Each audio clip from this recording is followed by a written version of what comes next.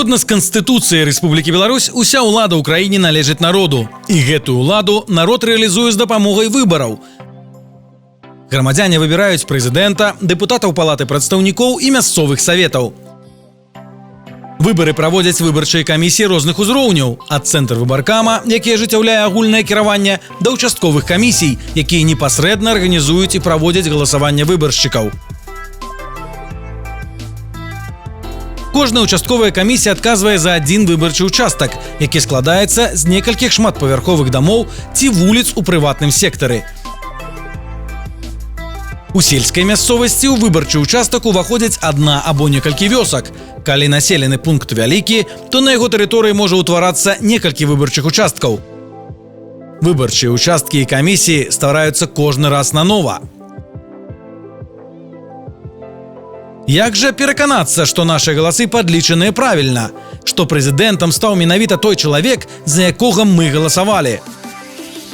Толькі назіранне за правядзеннем выбараў дазволіць выявіць, наколькі сумленнымі і свабоднымі яны былі. Назіральнікам можа стаць кожны грамадзянін краіны.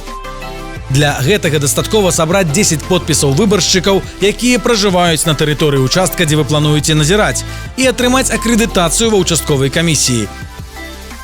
За выбарамі могуць назіраць таксама прадстаўнікі палітычных партый і грамадскіх аб'яднанняў. Усе правы назіральнікаў рэгулююцца артыкулам 13 Выбарчага кодекса Беларусі, які можна знайсці на сайце цэнтр выбаркама rec.gov.by. У нашай краіне шэраг палітычных партый і грамадскіх арганізацый аб'ядналіся для правядзення назірання за выбарамі ў кампанію «Права выбару», якая назірае за працэсам правядзення выбараў з 2014 года. Вы можаце даведацца пра нас больш на сайце pvby.org, а таксама ў Фейсбуку, Аднакласніках і УКонтакце.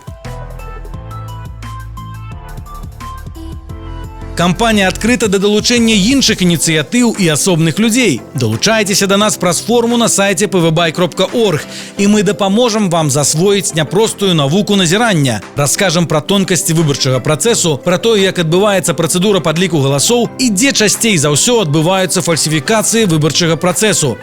Разам мы зможам адстаяць сумленныя і свабодныя выбары.